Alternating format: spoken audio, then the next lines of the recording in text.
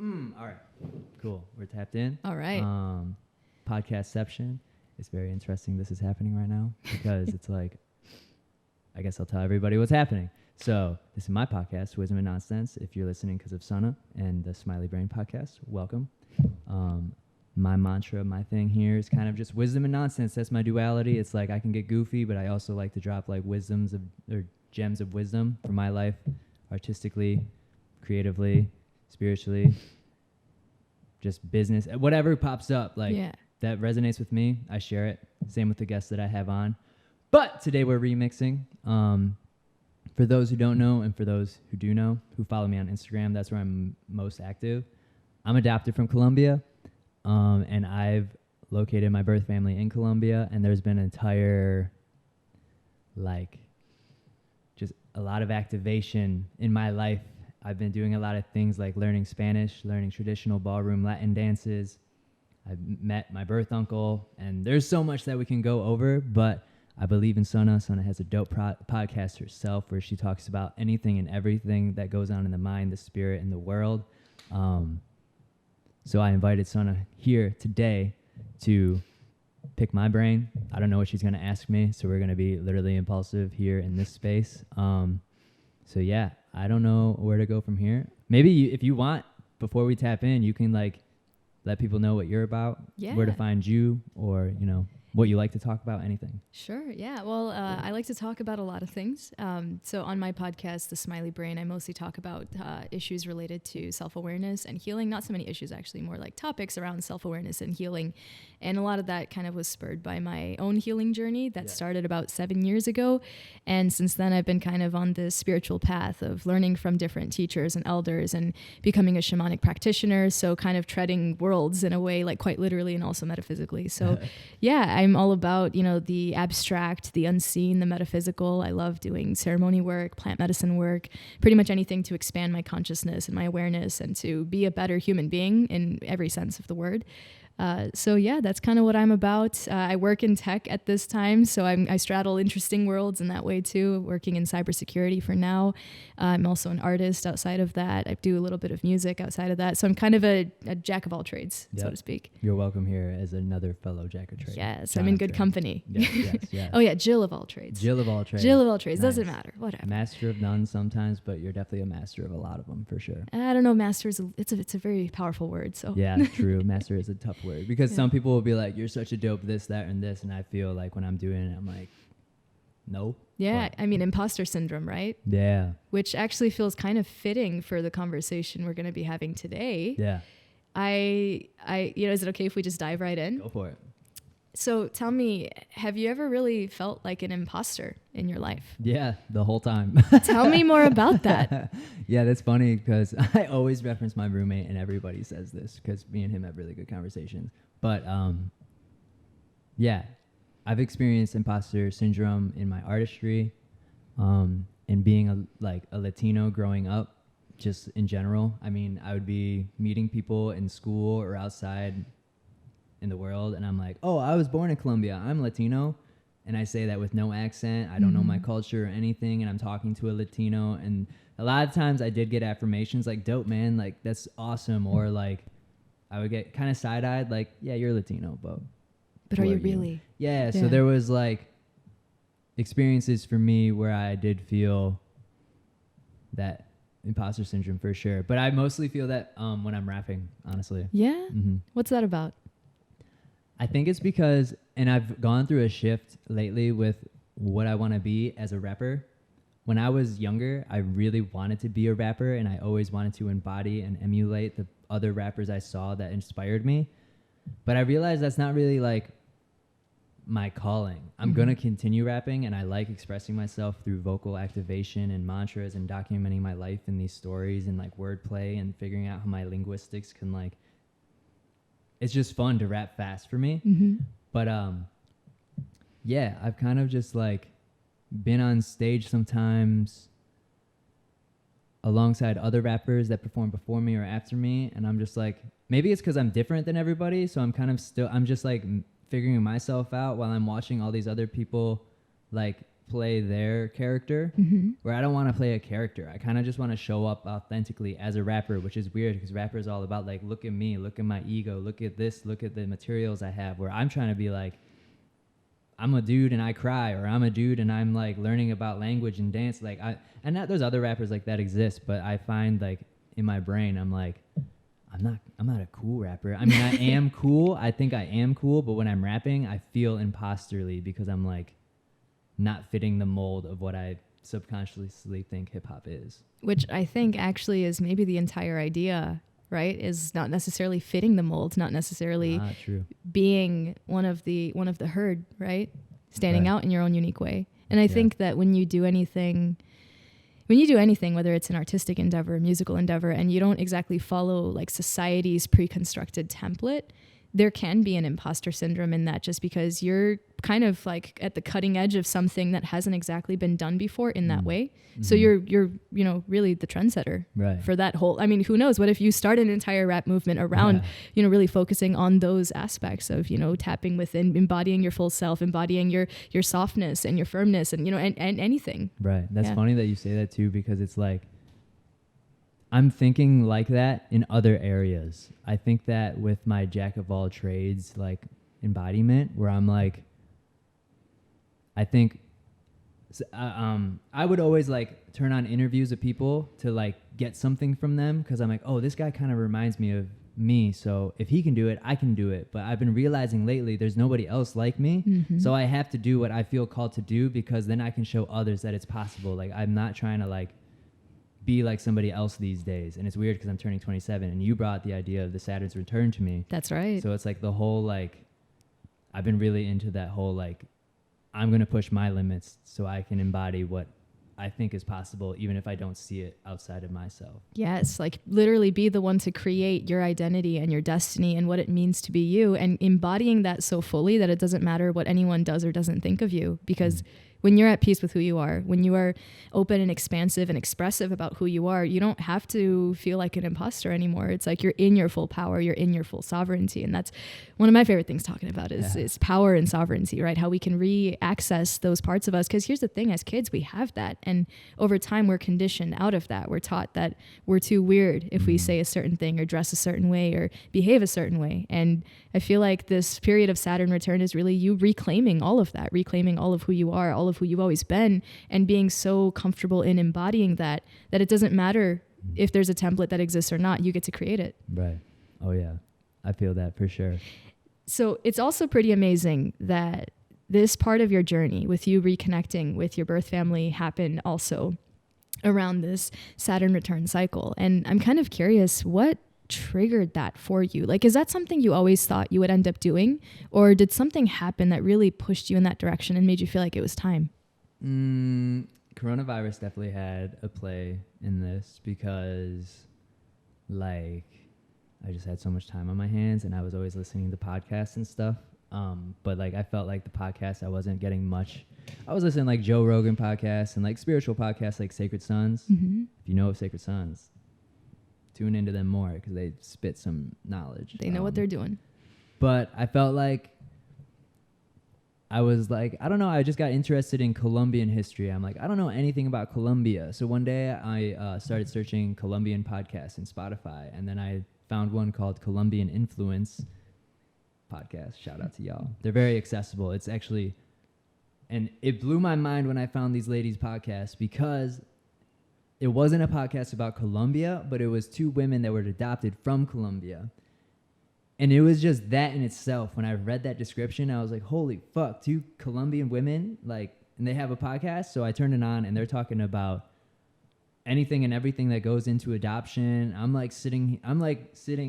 remember searching it over here in my kitchen as I was making food, and I was like bugging out. I messaged them like 15 minutes into the podcast. I'm like, yo, I can't believe I like found you ladies. And like, so their podcast, I'm stiff arming my cat right now for those who are just listening. From their podcast, they were talking about a book called The Primal Wound. And then The Primal Wound is just basically about the triad of adoption. So the birth family, the adoptee, and the adoptive family. So I was like getting really curious about this. I was like, oh my gosh, I've never really analyzed my own adoption. I've known I've always been adopted. I've had moments growing up where I was like, I wonder if my birth family thinks about me, this, that, and this, like different like glimpses of these ideas, but I've never dove deep. So I looked into this Primal Wound book. In chapter 1, I read a couple of the paragraphs and I started to cry. And before I moved on, I like called my adoptive mother, who I just call my mom. She's my mom. I just say adoptive mother for people that are like, which mom? Yeah. And I was like crying to her and I was like, Mom, thank you so much for raising me. I love you so much. But that was like what triggered it. This book like really started to make me think about like the primal wound, right? So it's like you're born, and many people, if you are lucky enough to have this connection with your biological family, a mother holds you and you get like releases of chemicals, and so does the mother. If you're breastfed, then you're getting like you're like living organically and receiving these signals from your birth mother, and you have this intuitive connection to where nobody else in the world has this. And I'm like thinking, I'm like, whoa, I don't know if I really ever had that. I don't know, like my timeline really. So yeah, I guess that's my answer to that question for now. Like their podcast, and I started reading this book, and it made me start to think about birth mother. So how did that unfold from there, right? So you get exposed to this. It's also, I love when you have this perfect sequence of events, right? It's like you had to come across that specific podcast, which introduced you to that specific book, which introduced you to these feelings that were maybe always there, but now became undeniable in a way, or it was ready. It was time for them to release. And it's funny because even from a shamanic perspective, which I might plug in as we speak, because it's my language, like what you're describing, that experience of that bond with a birth mother, and the way that we would describe it, if you know, in the energy world and shamanic practice, is that I like that though, shamanic science is coining it. That's a trademark. That's my thing now. There you go. But you know, we talk about energy cords, and energy cords are basically these like attachments that we form to people in our lives. And what we're taught is that the ultimate energy cord, the first energy cord we experience, is the literal cord we have with our birth mother. And so what we also explore in that idea is that that's a cord that literally can't be broken. Even if time and space and any, you know, circumstances arise, that cord is always there. So I wouldn't be surprised if like even within like your energy field, like, you know, her presence is always there. It's always with you. And just, it felt like something maybe happened to like activate that. Like, okay, what's this about? What is this? You know, I guess here's a question for you before I assume anything. Did you ever feel like that was something that was missing for you? Yes, but not in like the daunting overarching theme of I call before finding my family like part 1, and then after finding them part 2. So part 1, I was never walking around like, I don't know my birth family, who am I? Oh. But after connecting with my birth family, I realized how lonely I was, how much of a void there actually was in my life. In many relationships within my own family, within own friends, within social circles, within culture, within just my own. I've always been different. For example, I've always been the kid like in school. If everybody's listening to Drake, I'm gonna say fuck Drake because everybody's listening to it. I don't want to be a part of that. And now I like Drake 5 years later because it's like I'm finding it on my own pace. Weird example, but there has never been like that missing piece. But there was times when I would get grounded by my parents, and I'd be in my room and they would take away all my technology, and I would just be sitting there like so mad and so sad. And for some reason I would think, I'm like, I wonder what my birth parents are doing. Like I wonder if they would ground me. Like I wonder like this, that, like all that stuff would come up in my grounding, which is weird because it is like solitude and you're forced to sit with your thoughts. So it's interesting how like the pandemic, which was kind of like the collective grounding. Yeah. What's up? Patterns. Damn. The collective grounding reactivated some of that, but did it in a way like, honestly, actually, here's a question that I just thought of. Do you think you would have come to this place if the pandemic didn't happen? Yes, but I don't know how. Because I did have the opportunity when I graduated high school to look at my adoption papers. But to be 100% straightforward, I was doing like psychedelics at that time. And I wasn't like a Spunyan, or I wasn't somebody like looking to get high. I mean, the first couple of times I did mushrooms, I was like this is awesome. Like, look at the stars, look at everything. Like how you usually are when you first have a psychedelic experience. You like wake up, you poke your third eye, and like things start to make sense and everything starts to connect. But by the time my parents offered me to like look at my adoption papers, I knew I wasn't mature enough yet. Like I guess the medicine at the time was telling me like, you're not ready. Like you won't be able to handle this. And like I had my own clashes with my own family, mostly my father, because of his occupation growing up and my decision to dabble in psychedelics and drugs. Well, he only really knows the marijuana. But, we can keep it that way. Yeah. So I didn't think I was mature enough in the time. So I had the chance to learn back then, which I'm glad I didn't, because there's things that I learned later that it would not have worked out. I mean, everything in perfect timing, right? Mm-hmm. Yeah. So how do you go from reading this book and feeling these emotions and talking to your mom, your adoptive mom, just for sake of clarity, right?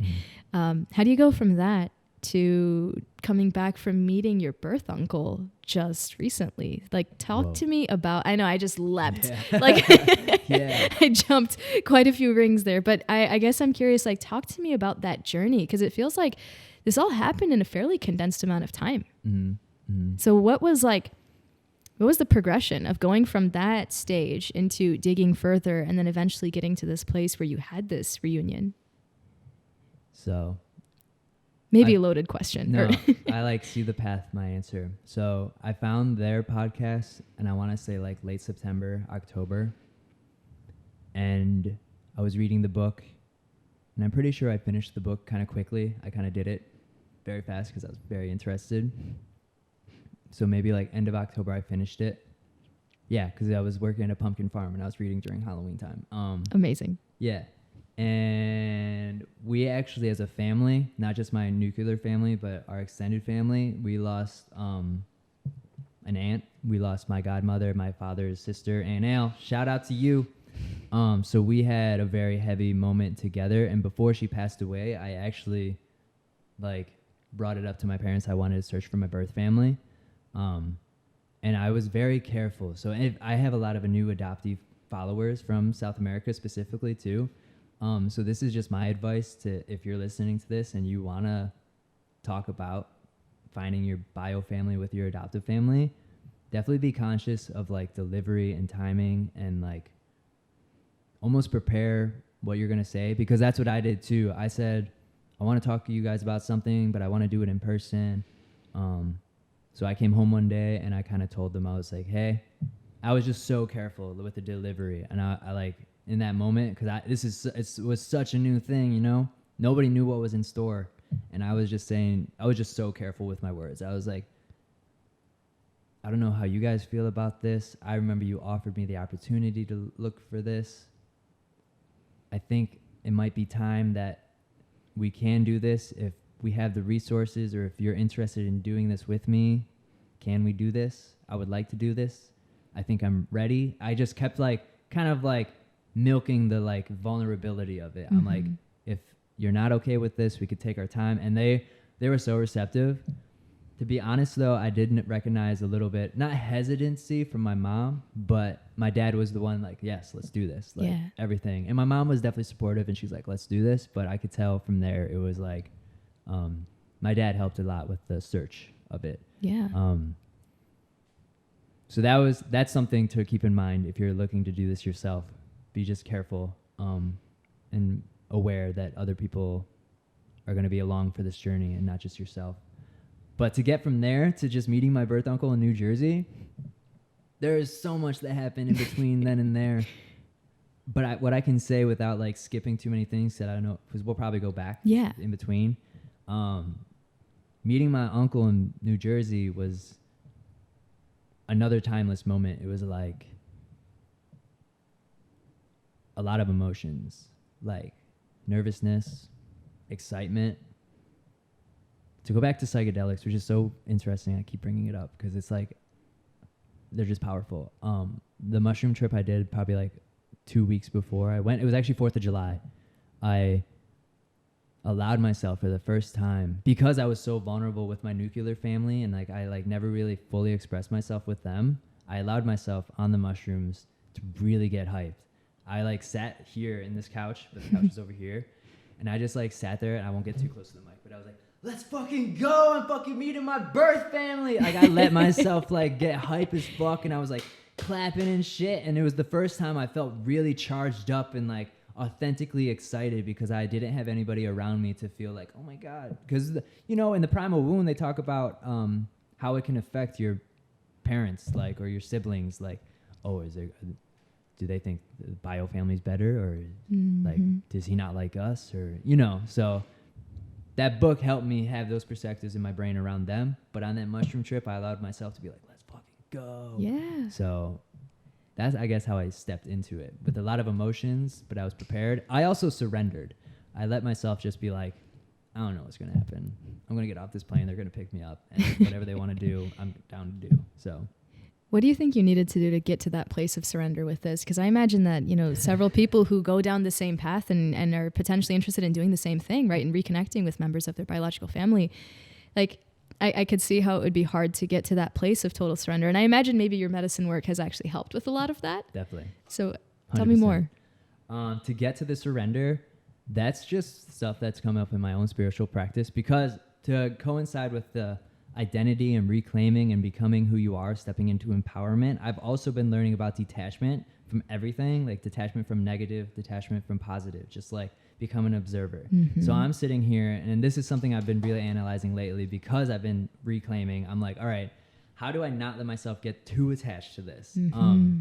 So it's a weird like tug of war going on in my identity.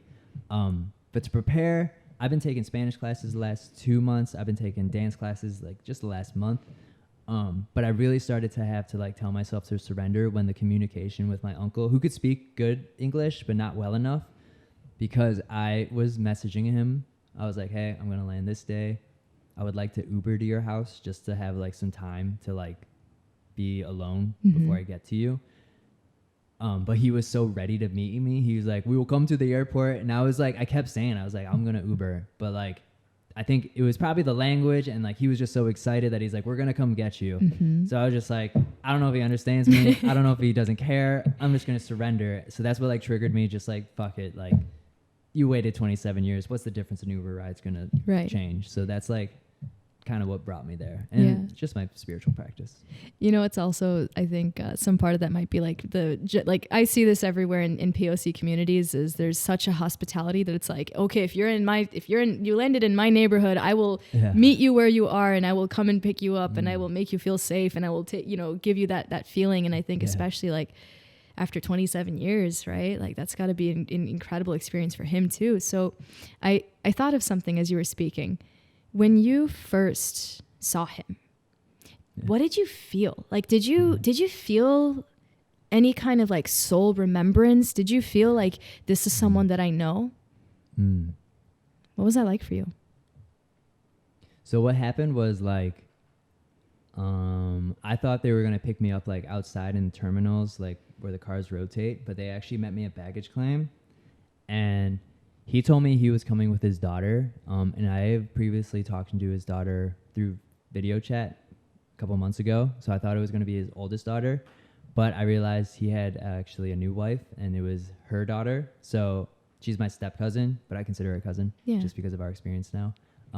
So she was the first one I saw, because she recognized me. She was like, John, in like perfect English, and I was like, I like looked at her, and she's like, John, and I was like, okay. And then I met Blanca, my aunt, my step aunt, and then they were the first two I talked to. And I have a video on my Instagram, and I'll share it more.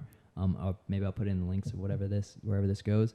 But then I like turn around and I see him with like open arms. He's like, Juanito, and I like the emotions kind of like almost weren't there, because it was just like such a presence. The remembrance, I want to say it was there, but I was just processing it when we were making eye contact, because it was like, I had conversations with other adoptees and other people just via direct messages, and they're like, it's literally like your DNA is coming back to its DNA.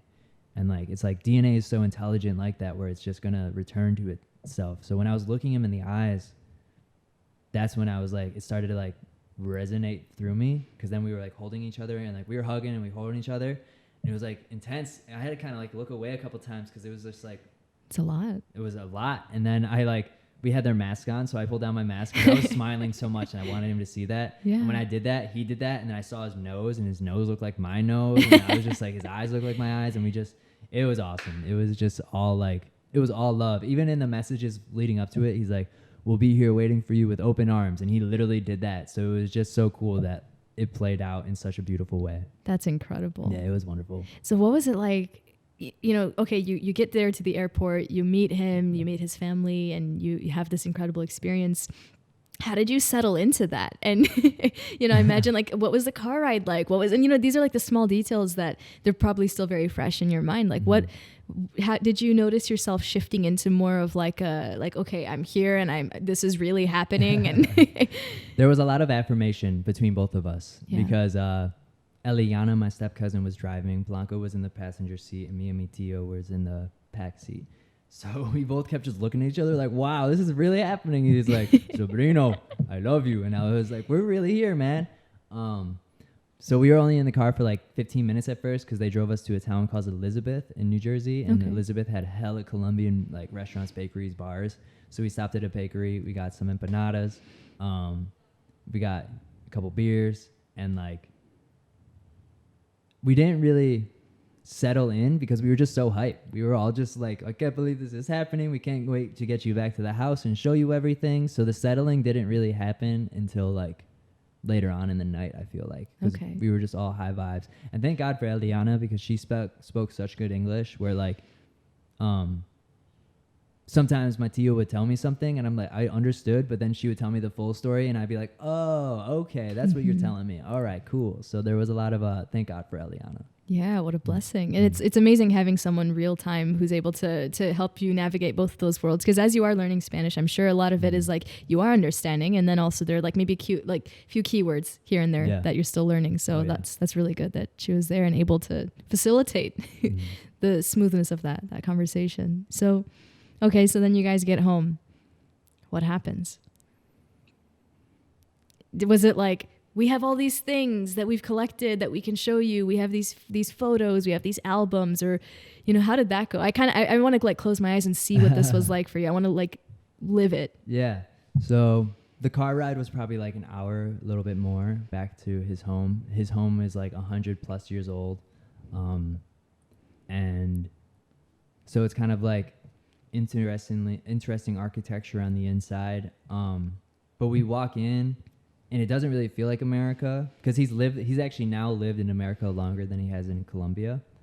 So he's lived there for a while, and he's a carpenter, and I learned that as we walk in because he's like, I built this, Sobrino, look at this, look at that. So you're all crafty. Yeah, exactly. And that's what was so trippy because it was like, okay, he's showing me all these things, and like in my room, and sometimes out here I'll have whiteboards, and I just leave myself messages, whether it's goals, whether it's like what I need to do this week, or like just cool things. Yeah. And he has that written all over his house. He doesn't really care. Like he'll write it on the paint, and like it was just, I'm like, oh my God, I'm recognizing myself in this dude right now.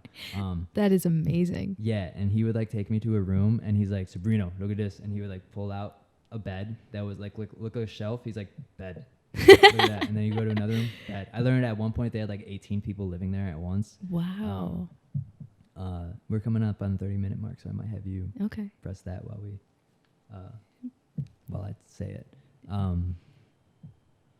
But yeah, we went straight into artifacts, honestly. He gave me a tour and like was showing me his house and everything, but then we stopped at a shelf that was filled with a bunch of Colombian items, whether it was like pieces of clothes or hats, or the coolest ones. The first thing he gave me was, I don't know what it's called, but it's something to help you put on your shoe. Okay. And the thing. Yeah, I've seen one of those. And it was from my grandfather, and it was like engraved with emeralds, and like it was like carved by my grandfather. He's like, that was your abuelo's, and I was like holding it for the first time, and I was like, this is my history. Like, it's a shoe thing, but this is like my grandfather held it like my grandfather, which is so weird because I'm so into my own family's adoption, everything, or like my Irish family's history.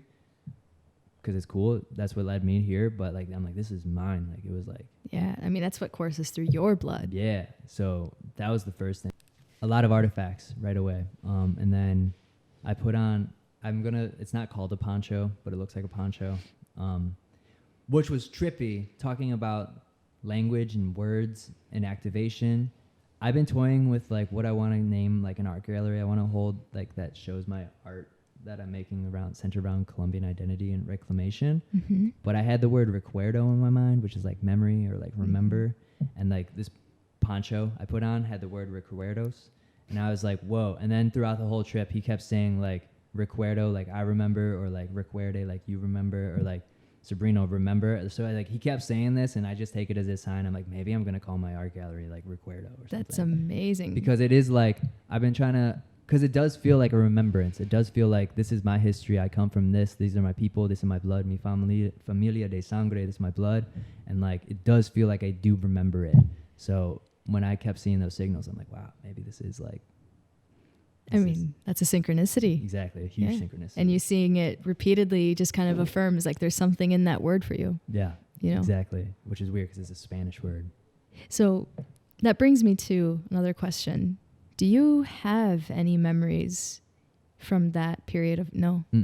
Just photos. Okay. Because my adoptive parents, my mom and dad, they lived in Colombia for a year. I think I lived with them for most of that year. They adopted me, and then we like lived there together. So only photos. Okay. So, yeah. And how old were you at that time? Adopted at 2, moved back to America at 3. Okay, so that's pretty young. Hella young. Yeah, a little bit hard to access some of those memories. Yeah. Wow. I was a little chunk. Wow. So do you feel comfortable sharing some of the story of what led to you ending up adopted in the first place? Definitely. And this is all what I know up to this point, as well as I didn't know this stuff for most of my life. I just started learning this stuff. Actually, on New Year's, January 1st is when I like pulled my adoptive papers out, and I had to like translate everything myself. So I kind of like, I'll just go into it. So January 1st, I pulled out my adoption papers, and I had to like translate it all. It had like a timeline of events, and it's like the characters in the story are my birth mother, an uncle, and my grandfather. And what was happening at the time, and this is January 1st, this is what I'm learning through translations. My birth mother had like a mental illness, and my uncle and grandfather started the process of like putting me up for adoption because the translation said they were afraid that I might get lost in the streets or like get taken in the streets. Mm-hmm.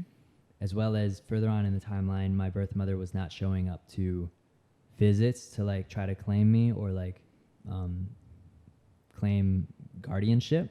So that was in the timeline. That's what I'm learning. And I'm like, I never knew that before. I was kind of always told like, do you just want to have a better life for you? Like this, that, whatever. And I feel like maybe my parents knew or maybe they forgot. I don't know. I don't like hold it against them or anything. Yeah. But I would say if you are thinking about adopting, to like keep in mind, like if you know the truth, maybe tell your kids the truth, like when they're ready, you know? 'Cause like I wasn't mad, I wasn't sad, I didn't have any resentment. But to kind of learn that after 27 years of believing something else, it was like, oh, whoa. And it was kind of trippy too, because growing up in psychology class, I love learning. She has bipolar schizoaffective disorder. So she has both mood swings as well as illusions and voices and just everything that comes with that. And growing up, I always thought that was so cool, learning that. Like people with schizophrenia, are they like tapping into other worlds? And then I get into medicines and I think about shamans who are like connected to the astral realm and talking to spirits and demons and doing all these channeling things. So I love thinking about that already. And to learn that my mother had that, I was like, holy, what the fuck? Like, that's insane. So that's what I learned January 1st in the translation. Yeah. Fast forward to New Jersey, the plot thickens and I learn more. And actually, when we reconnected with my family, I called. All right. You got this. I gotta make sure I like put this in the right order because every step of the way was so like abundant and vibrant in emotion and memory and like stories. Yeah. So I wanted to really search for them and find them by my birthday, January 29th. So January 1st translated it. Had my dad still have a friend, and my dad still had a friend in Bogota who was able to help find them because in the adoption papers, there was the address of my abuelo. So that guy, he was a private investigator. He went to the house and he saw that there was 3 phone numbers on it because it was up for sale. So that was a blessing. Yeah. Whoa. So that guy called, I think all the numbers, or he got to somebody and he pretended like he knew my birth mother. He's like, hey, did like a Teresa Ramirez Bernal that used to live here? And the person on the phone was like, oh yeah, she did. And he's like, where is she? And then the person on the phone, I think it was my uncle maybe, or a cousin, was saying that she lived with her daughter, my sister. And so he's like, oh yeah, because he pretended, he's like, yeah, my mom used to work with her and she would love to see her. Can you send a photo? So that private investigator got a photo of her, sent it to my dad, and then we all gathered one day. Because honestly, when we sent out that like private investigator search, there's so much I'm like missing. Okay, I'll say this. Yeah. Before we got the private investigator, I used all the information in the translation to search myself. Like I had enough, like I had the hospital she was going to, I had the doctor that was working with her, I had enough where I felt like if I Google it, I'm going to find something. And I got to the point where I'm in the hospital's like contact list. I see the doctor still works there. I'm like, fuck yeah, I'm going to like email this person. I emailed like the secretary of the hospital and like a couple other places. And then I learned the doctor was also a part of a university. So I was messaging everybody I could by myself. And the whole time, like I'm trying to find my birth mother and like the private investigator is out there. I can't think of anything else. Like my days, I'm working, doing my freelance work, but I'm literally just, all I'm thinking about is like this. Yeah. So how can you not? My dad gets the photo from the private investigator and he like sits us all down. Well, he first pulls me aside because my whole family's together. We were eating Mama Maria's, such a dope Latin place in Orland Park. But he pulls me aside. He's like, John, I got news, and it's good news. And that's when my stomach dropped. I was like, oh shit, what the fuck? And he's like, you wanted me to share it now or with everybody? So we all sat down before we ate. My dad my dad has a really good demeanor of like delivering stuff. He likes giving speeches and stuff. I think I get that from him. But he like sits us down. He's like, so we found her, and gives information, but then passes me the photo. And like, I just like, everybody was talking. Everybody was excited. I was excited, but like, I like kind of tuned him out, not on purpose, but like I saw this woman for the first time. Because you have these ideas of what she looks like, and I like look at her, and she's actually holding my nephew in her arms, and the nephew looks like me, and I'm like, I just start to cry. Like it was just, there was so many tears. But yeah, that was the first time I saw her, was through the private investigator. And then that was probably like January 20. It was before the Conor McGregor and Dustin Poirier UFC fight, because that night of that fight is when we called the numbers ourselves that were on my abuelo's house. And I had my friend Irving, who could speak Spanish, do that for us. Cool. I'm glad I pieced that together, because those were such important parts of the journey that like they have to be told. So we all turned into private investigator mode because my sister she probably didn't realize that the private investigator sent that to us. So we're like, we don't know if she knows I exist. We don't know if my birth mother even wants to see me. Like I was just so aware of like being rejected or like connecting and them not, like I was just prepared for anything and everything the whole step of the way. But the night of the Dustin Poirier Conor McGregor fight, we call the numbers. We got the first number wrong. The dude that answers, my friend is like asking like, does Teresa live here? Does these names sound familiar? And the guy's like, I don't know what the fuck you're talking about. I've lived in this house for so long. And my friend just laughed after the phone call. He was like, that was wrong. So that was crazy. Then we called the next number, and then it was kind of interesting because it was an international call. So you get like these couple of like really ominous beeps. Oh yeah. It was like beep, beep, and there's like the longest beeps ever. And I recorded all this too. And I have it on YouTube, but it's all in Spanish right now. I want to put subtitles to it. But after those beeps stop, someone picks up "aló," and it was eventually my aunt, we figured out. But my friend's like saying all the information. He's like, I'm with my friend here in America. He was born in Colombia. And then he started saying like things to like be like, does Teresa Ramirez Bernal, like, does that sound familiar? And right when he said that, my aunt on the phone was like, oh my gosh, ¿cómo estás? This is Tia. Like, Yeah. and that was when I started to like, just like it was like, this is happening. Like, in the video, I start crying. My brother is like giving me hugs. My mom's holding my hand. So that was the end of part 1 of my life.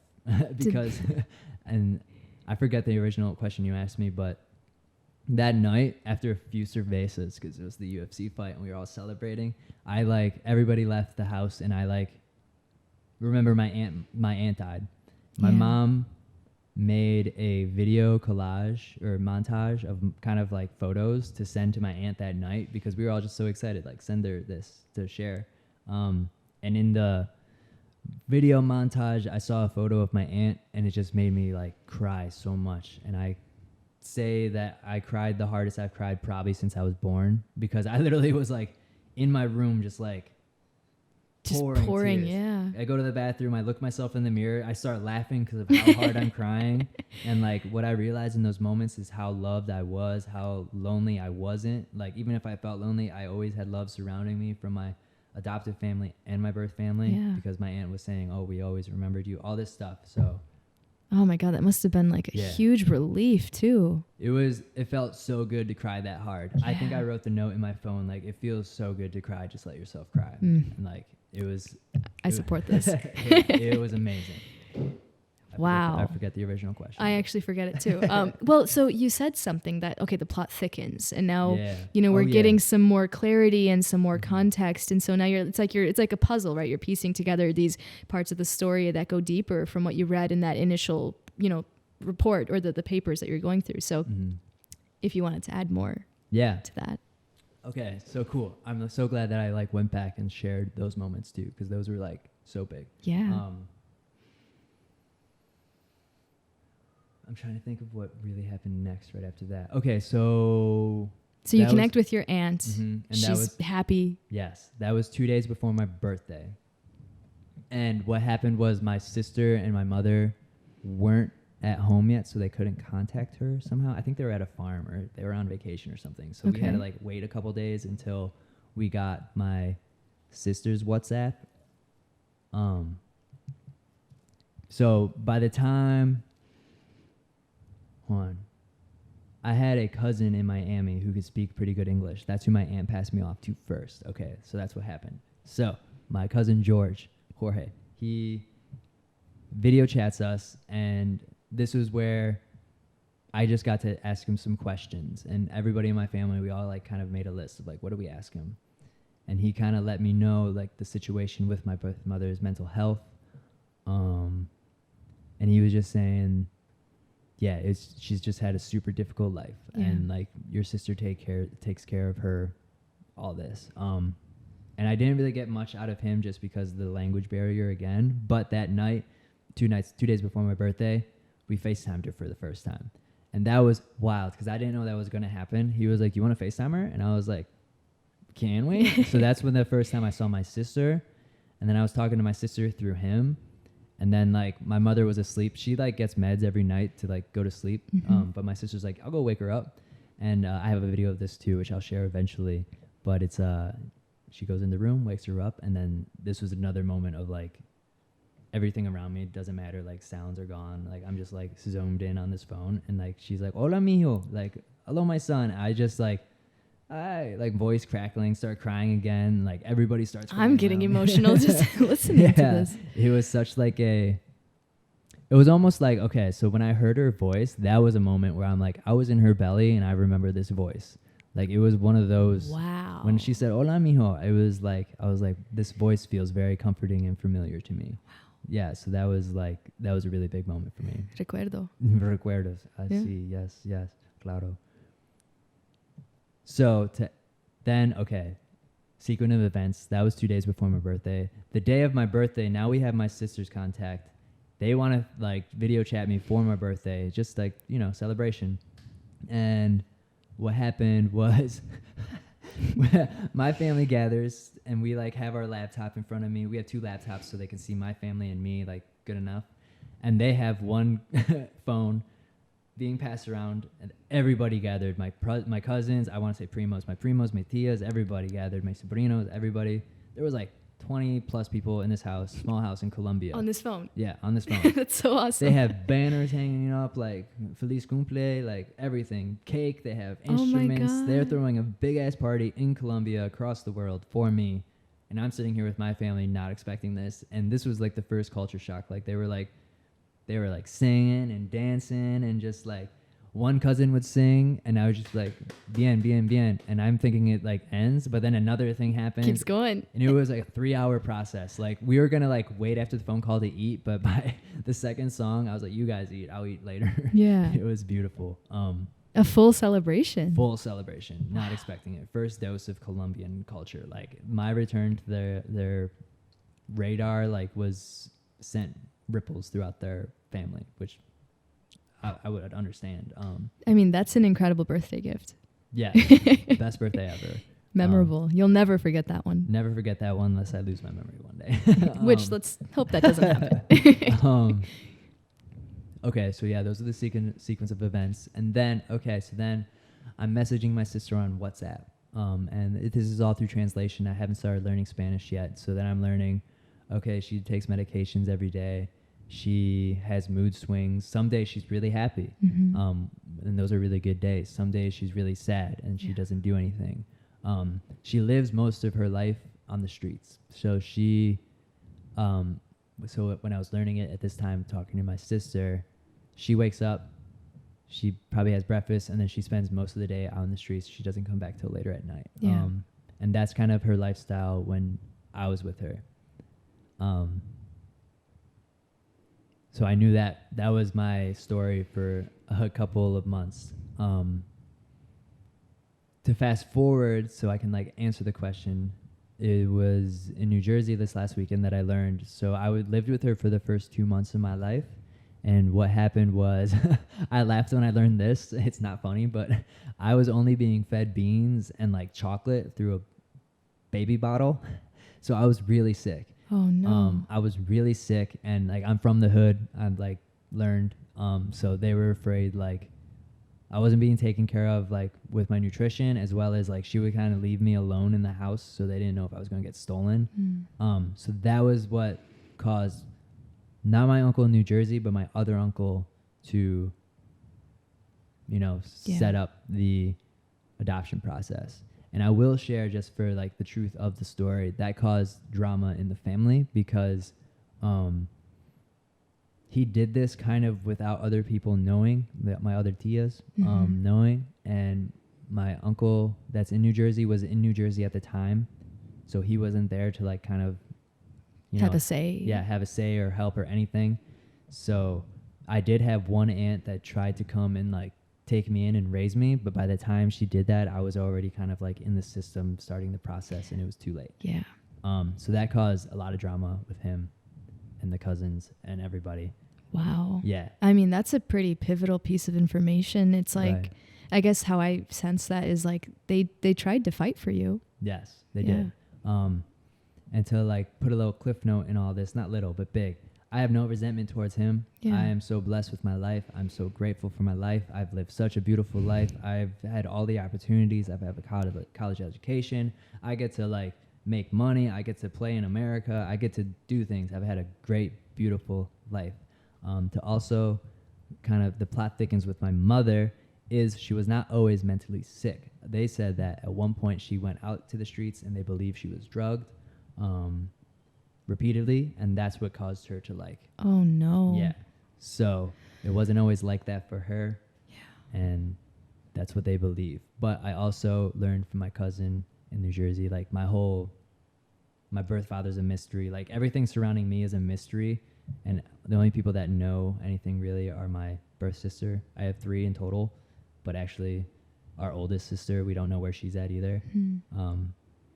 But my one sister, Johanna, she knows a lot. And then my uncle Labardo, the one that separated me, is somebody else who has answers. Wow. So yeah, that's where the plot thickened. Ooh, yeah, I wasn't prepared for that. Like, and it's so interesting because there's so much nuance in all of it too. It's like, that uncle of yours, like, he was coming from a place of good intentions, right? Like he wanted to take care of you. He wanted to make sure that you were in proper care. And it's like, you can't even necessarily blame anyone or even be angry about it. It's like, we're all doing the best we can with what we have. And it's just, sometimes things just happen the way that they have to happen. And 100%. you know, it's really beautiful that you have this vision and, you know, very grounded sense of like holding this gratitude for where you're at and what you've been given and the opportunities. And also, like, I imagine there's probably a lot of gratitude also for this experience, like reconnection, rekindling, remembering. Yeah, estoy agradecido. Yeah. Mucho agradecido. I was just saying that over and over to my family too. I actually had the help of my friend Irving, who made the phone call to my aunt at first. I wrote like a speech in Spanish to share to my family when I landed in New Jersey that basically just said like mi familia de sangre, I'm so happy to have reconnected with you. I can't believe how hard it's been the last 27 years knowing I wasn't with you. I didn't have much sadness growing up because of how blessed I've been. I hold no resentment towards anybody.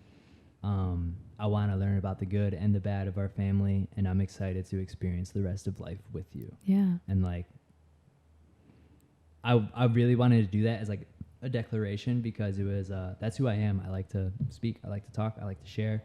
So I figured if I can't really speak to them in like all these passing moments, I'm going to make that declaration in our language to them right there. Yeah. You know, there was something I was going to say about my uncle. I don't remember, but yeah. That's amazing. Mm-hmm. That's amazing. Wow. I feel like I need a moment also to just take all of this in. This is incredible. This is fun for me too, because I wanted to know these details. And that's how it's been the whole time. Like every time I learn something new, it's like, all right, sit and process. Yeah. Oh, okay. So this is what I wanted to say about my uncle. Yes. Okay. So I do have the overarching gratefulness, and he did the right thing. But I can't deny that there are moments that arise in my mental where I'm like, fuck this dude. Like, fuck this dude. Like, I'd want to say that because as adoptees, it's okay to feel those feelings because, like, that's what's natural. I don't attach myself to those feelings because you can't go back in time. And, like, I'm just so grateful for my family. Like, I just want to, like, reiterate that. Well, if you're comfortable sharing in those moments when you have felt that way, what goes on in your head? What is it that you're thinking or processing or feeling that leads to that emotion? My brain just does that in general, where like it just comes back to my spiritual practice too. I guess not even spiritual practice, but my mental, like mindfulness. Practice. Yeah, the mindfulness for sure. Yeah. And I would say that to them too all the time. Consciente. I'm very conscious, mindful. But just, it goes back. Okay. All right. Rewind. Rewind. I think I told you this already too. So I found my birth family, and then I had like a little Colombian girlfriend for a little bit. And with our breakup, which was kind of intense in a weird way, the way I kind of distracted myself was through reading books. So I read this book about detachment. I'll have to remember the name and link it because it's a really good book. But that's what taught me about detachment, like positive and negative. So that's what comes into practice when I feel these feelings about my birth uncle. I'll be like, feel it, allow yourself to feel it, and just let it pass. Yeah. And if it comes back again, do it again. Like I've been practicing that so much because of this book, because I was feeling so many things with this girl. And like the girl, it wasn't even about losing the girl, but I learned with her, like I have abandonment issues with my birth father. Yeah. Like I remember like I told you too, like I like had a moment of like, oh my God, I'm so sad my birth father didn't show up for me. But then I got so happy my father showed up for me, and I cried that day too, and I ran home crying, and he held me so long and just kept reaffirming, I love you, I love you, I love you. So that's another key part of the story. Like that Colombian girl triggered and activated things in me that led me to read that book to help me detach from things that would eventually be self-sabotaging. Yeah. No, I think it's also pretty amazing to have that awareness of recognizing where it would become self-sabotage, right? And I don't want to go too far into that. Let's not talk about the, all of the self-sabotage per se, but I imagine that in those moments when you would get frustrated or angry, and like totally understandably so, right? You are absolutely entitled to feel whatever it is that you're feeling. Was any part of that a feeling of like being robbed of that choice, like that choice was made for you by him? Mm-mm. Not robbed of choice. I think when it comes to my emotions around it, it comes to regret's not the right word, but the loss, like the forever loss of never having a childhood with my birth mother, Yeah. or like the opportunity to grow up with my siblings, or just the experience of having a life in Colombia, you Yeah. know? Which I don't get attached to those two because, like, what can you do? Right. And now I'm learning, and now I get to be the American cousin. So yeah, that's my answer to that. That's a good answer, Mm-hmm. I think. And also how amazing that you're able to exist in two worlds, right? Like sometimes, I think we talked a little bit about this before too, that sometimes when you're not enough of one thing, not enough of the other thing, has any of that kind of been coming up for you in this journey of reconnecting? Do you feel like you're not American enough or not Colombian enough? What's that like? The American identity is so layered because, like, I don't trust a lot of the American things. I'm with you. Yeah. It's not to say I hate on America, but, you know, I'm always skeptical. As we generally should be, Mm-hmm. of people in positions of power, but that's just my bias. Right. So I'm there with you. But yes, especially with the imposter syndrome. Yeah. As well as because I've been sharing this so much outwardly on social media, I have other Latinos coming to me and saying, I feel the same way when it comes to many Mexicans come here and they were never taught, their parents speak Spanish, but they were never taught. So they feel disconnected or they can't connect, or, you know, I learned through other Latino identities that, like, I'm not the only one, and we show up differently as Latinos and even immigrants in general, you know, like I feel for the Black people in America so hardcore, and the indigenous so hardcore because they were just stripped and ripped and raped, and they have white names. They don't have any traces back to where they're from in Africa. They have their burial grounds ripped and torn up, like the deep uprooting, and they can't retrieve it. And I have the honor of retrieving and connecting with my ancestors and my lineage. But when it comes, I definitely feel for the Black people, especially, like indigenous too, but the Black people because of how deep it is, like for them. So I've been thinking about that as well. And it's hard for me to say that, like, because I'm not Black, but like to say that brings awareness around it. It's just like so intense because I want to speak about it with other people, but how can I say that to people who don't have, there's such a big gap in their like ability to reach back. Yeah. Like, how do I tell someone to go reclaim your culture when their last name is Washington? Right. Or book, like, you know. I mean, if it goes back like quite literally hundreds of years in some cases, which we know that it's still an ongoing thing, right? It's not like we've solved the race problem in America. It's not like that's gone away. But a lot of the roots of where this began was quite literally started hundreds of years ago. Oh, yeah. And it's like, where do you even begin going through that process of tracing back through not just like one generation, but several generations, right? Dozens of generations to even figure out where it is that your roots do come from, you know? So that's, I can't even imagine what that experience is like. But then it's so cool because on the flip side of their loss of culture or lineage, they are culture. Yes. Like, especially the heartbeat of it. And to like bring it back to how I come and practice their culture, hip hop, like everything with hip hop was born from colored people in the Bronx, New York, that didn't want to do gang life anymore. So they threw block parties and they all got together and they activated through vocal cords. They activated through visuals. They activated through dancing. They activated through so many different forms of expression. And that's become their tribe and culture. And like, that's how they show up and show each other love. Like if you ever go to a breakdancing community event or you go to like a true hip hop event, it's all love all the time. And you'll see people of all different colors, race, genders, everything. It's so dope to live in America where hip hop is a global thing, but it came from colored people in America. Yeah. So it's so cool. And you gotta acknowledge that. Like I want to do that when I perform too now. Like I want to say, we're here in Chicago, but we're on like the stolen lands of these people. Or like, you know, I practice this because of the struggles and the triumphs of people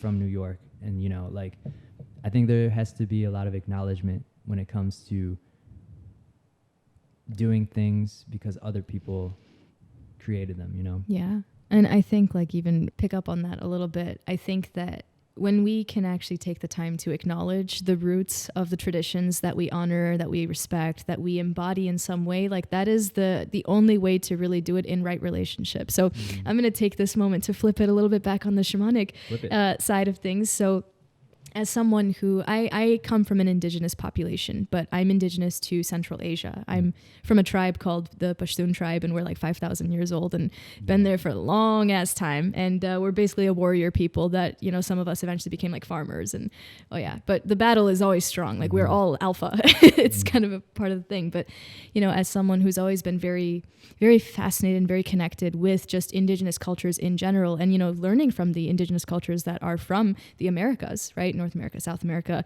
Pacific Islands, the Bahamas, the Caribbean, you know, like there's so much medicine in the stories of these people. There's so much medicine in what they have to offer and what they have to share. And I think when we go without acknowledging that and like appropriating on that without really recognizing where that's coming from and honoring the people who are literally the carriers of the tradition, right? In shamanic work, that's where I was going with this. I got a little sidetracked there.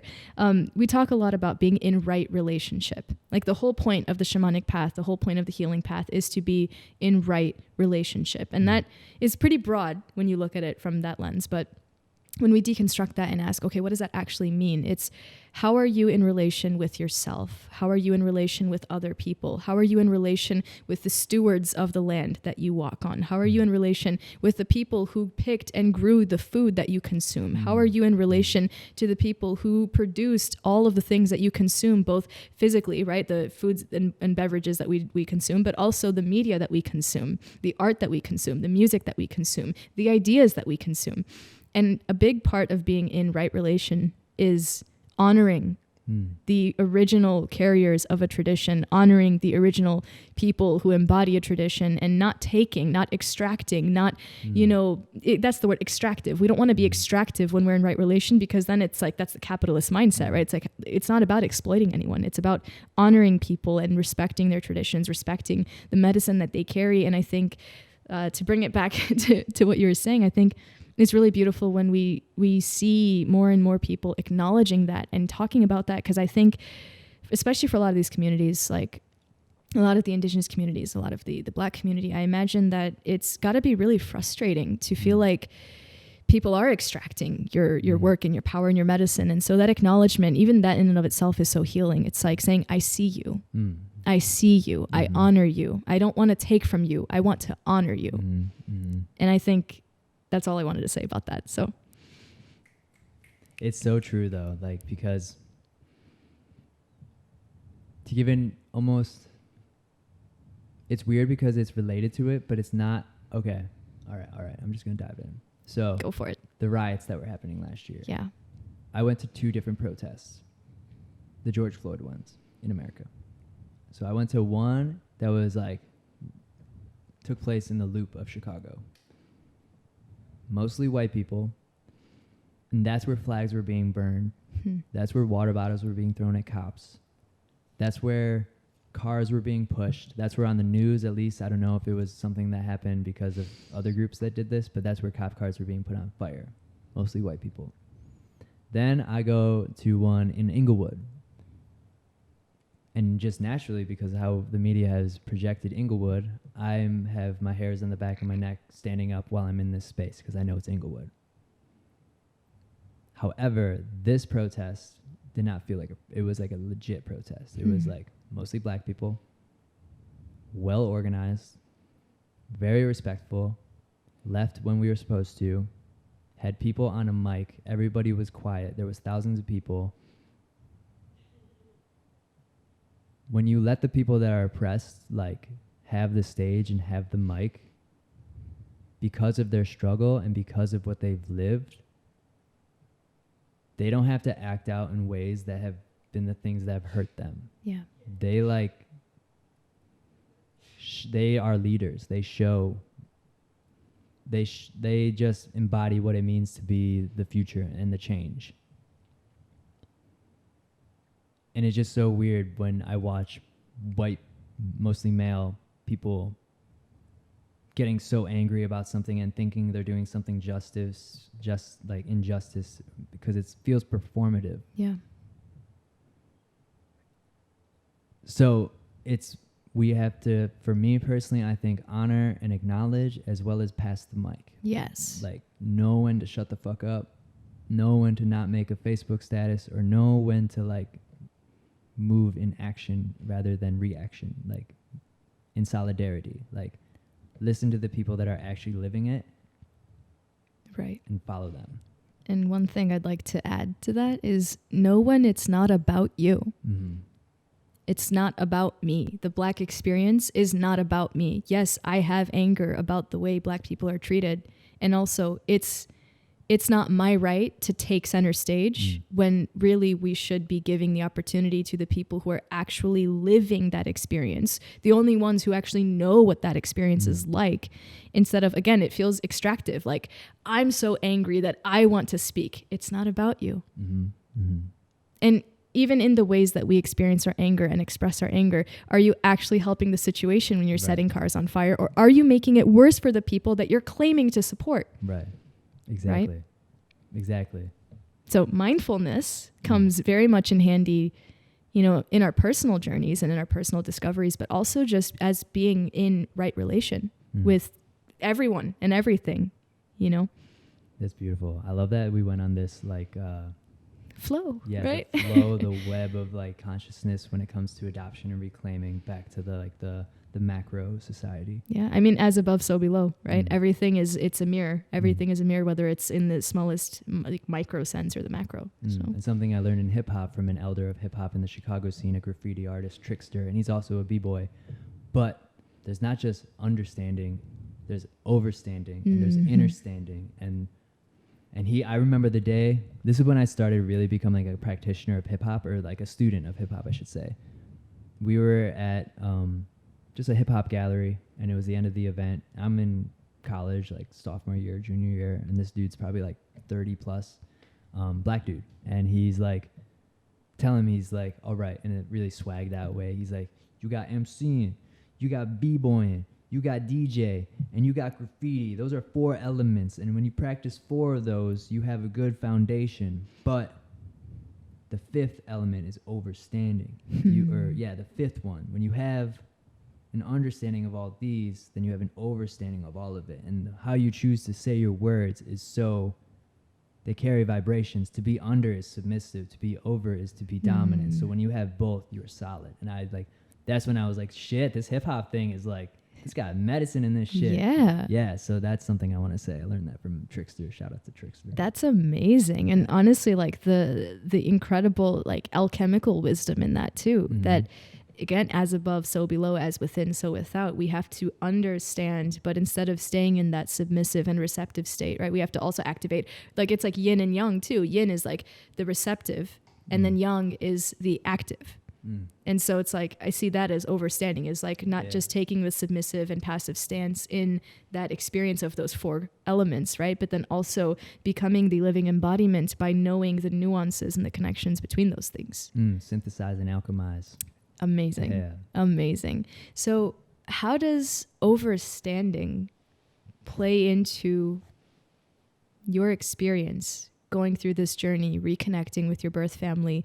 How have you adopted some of those hip hop themes in this part of your journey? That's a good question.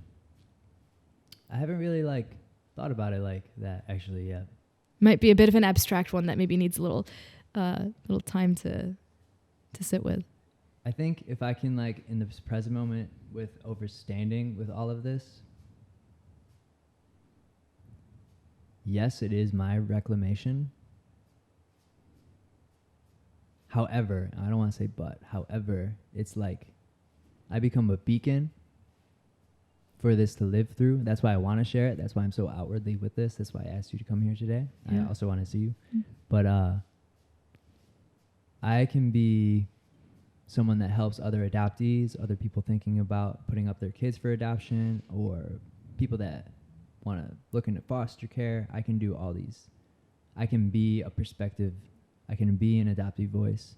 I can be a voice for the voiceless. I can offer these resources. I can share my story. I can pull on the heartstrings without feeling like I'm exploiting my story, because I actually feel genuinely connected to my story and I want to share. Yeah. when it comes to what I've learned in hip hop, it's crazy because I love hip hop so much, and that's a culture I do claim because that's how I've learned all these things. That's what kind of like has helped me sculpt my brain when I feel not connected to my family, when I don't have community growing up because I'm so different. Hip hop, I show up to a breakdance event and I feel so connected. Hip hop's like a family. So I haven't really synthesized yet how my adoption comes into hip hop other than when I show up with my visual artwork or my raps. I just want to like spit with integrity for sure. And with that overstanding, I imagine. Exactly. Yeah. I've had too many bars where I say overstanding. Amazing. Mm-hmm. I feel like several thoughts came in at the same time, and I'm like, all right, which one do I? Bzz, right? You're a tunnel.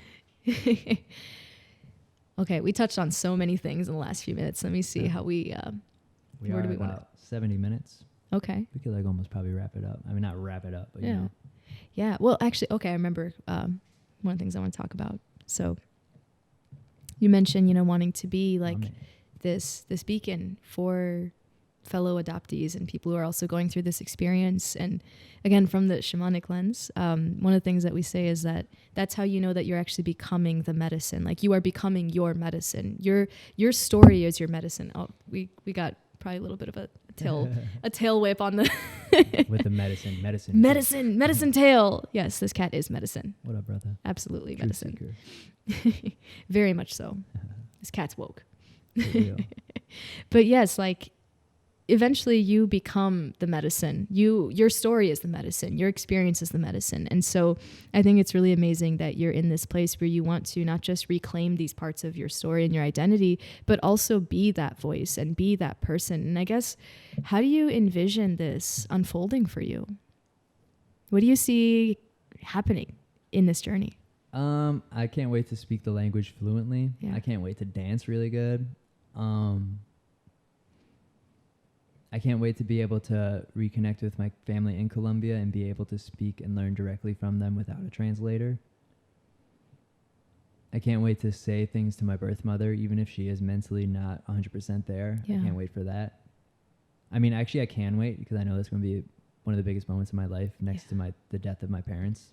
I think those will be probably the biggest moments of my life, or if I have kids. And then how do I envision it playing out? Me being successful doesn't come in the form of money.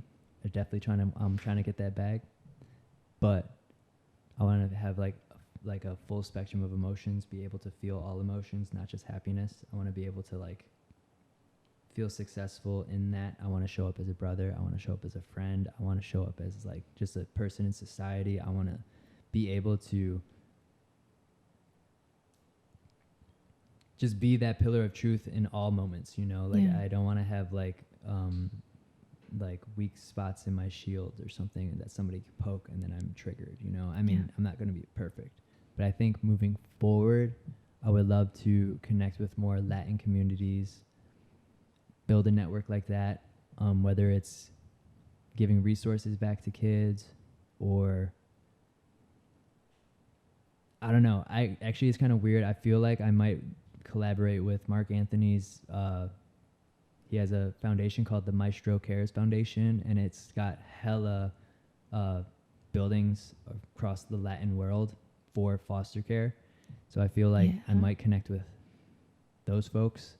So yeah, I don't have the desire to create any entity myself because I know I've seen what it takes to run a nonprofit or have that become your lifestyle. Yeah. But I definitely want to become a successful creator in all senses, podcasts, visual art, music. I kind of want to become more organic with it. Yeah. But I want to use my platform, one, for the adoption and everything, but also to collaborate with other sustainable forms of energy, housing, everything. Anything and everything that I think uses the indigenous knowledge, I want to align myself with. So I think this all leads to that. Yeah. I mean, it seems like you're in this really powerful part of your journey where the word that I keep getting is like alignment. It's like you're wanting to be the full embodiment and in alignment of your values, of your vision, of the things that matter and are important to you. And I think that's a powerful place to be.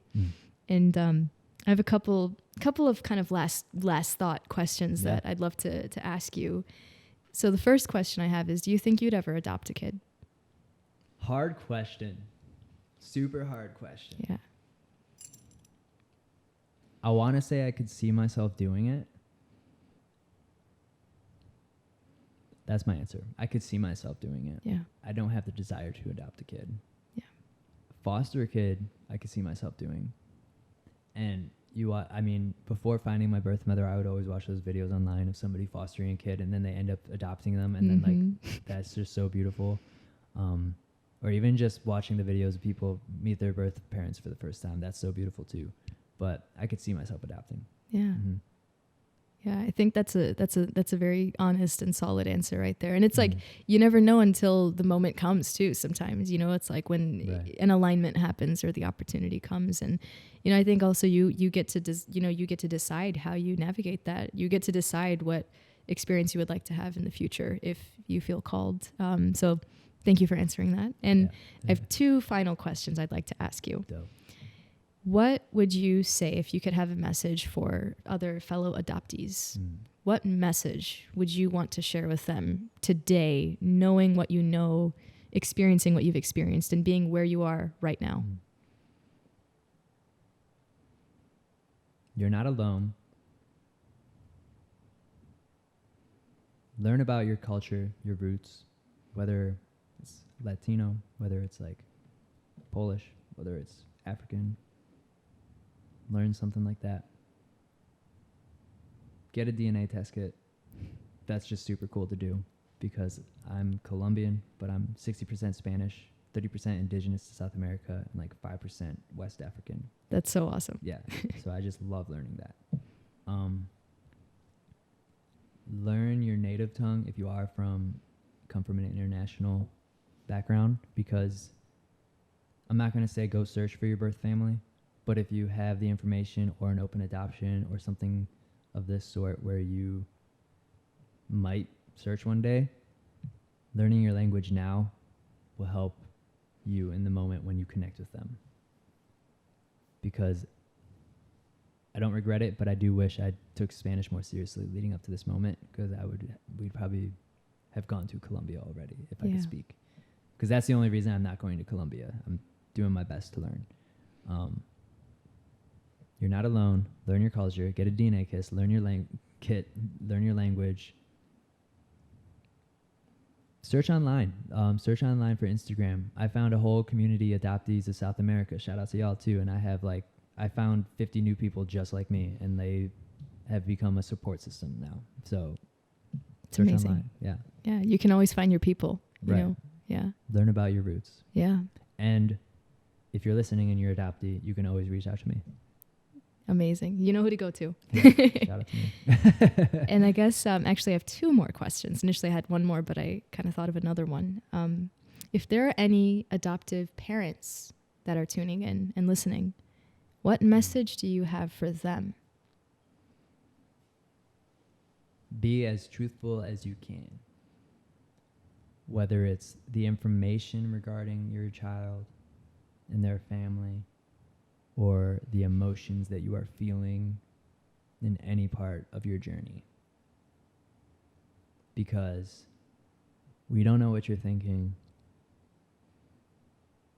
And it's really hard for us in general to be adopted. And we have trauma around love, abandonment, all these things, and we don't ever want to upset you with feeling our authentic feelings. So if you can be honest with yourself and how you're feeling, that'll help us feel safe if we're searching for a birth family, or it'll help us connect with you on a deeper level, because you were the caretaker of us, you were the lover of us, you are our parents. If we had a healthy upbringing, which I did. I have such an amazing family, siblings included, and we've talked about this. My siblings know we talked about this, and my parents, we've talked about this. But just be honest with yourself and your emotions, because your adoptee, your child goes through a lot, whether they talk about it or not. So if you can show up for yourself, then you'll be able to show up for your kid. That's a good answer. Mm-hmm. Yeah. I'm letting that one bake in a little bit. Mm-hmm. And I guess the final question that I have kind of in the same thread is if there are any birth parents that either have been reached out to or have not been reached out to, but are on that end of the experience, do you have a message for them?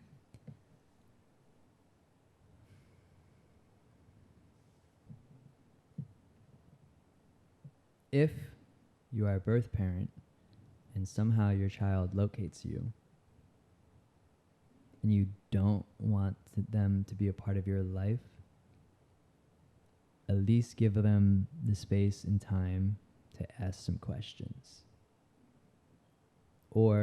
And I'm going to say and, not or. I would hope a birth parent would at least answer some questions. Yeah. If you don't want them to be part of your life, okay. If that's the case, if you have other members of your family who you could see interacting with your biological child, send your child to them so they can have the opportunity to learn about their past or their culture, or learn about you, the bio parent, through the sibling or the aunt or the cousin. Because the same thing, like, it's sad not knowing who you are. Like, I don't know who my birth father is. I don't think I ever will. Yeah. So it's like, just be aware that if someone can locate you, that's going to be a beautiful moment for them. But a second rejection and a second, like, all of that will be so traumatizing. I had that happen to a friend, and it was very sad for her. Oh, no. Yeah. I can't even imagine. Mm-hmm. Yeah. Or if you are thinking about putting up your kid for adoption, find it in your heart to, like, have it be an open adoption, or, like, have a relationship with the adoptive parents, or at least give them a contact number so when the kid turns 18 or something, they can reach out. Keep the door open. Keep the door open. Yeah. That's beautiful. Thank you for sharing that. Mm-hmm. And thank you so much for sharing all of the beautiful and incredible and life-changing activations and experiences that you've been going through, and for being vulnerable and honest and explaining, your story and your experience. And thank you for having me here and helping me be a part of this wonderful experience. And it's been a good time. You did a fantastic job. Thank you. This was such a good flow. Yeah. It was very, like, I'm glad I shared what I shared, because you brought it out of me, for sure. It was very, I shared what I've learned up to this point. So yeah, thank you. Thank you. Yeah. Wow.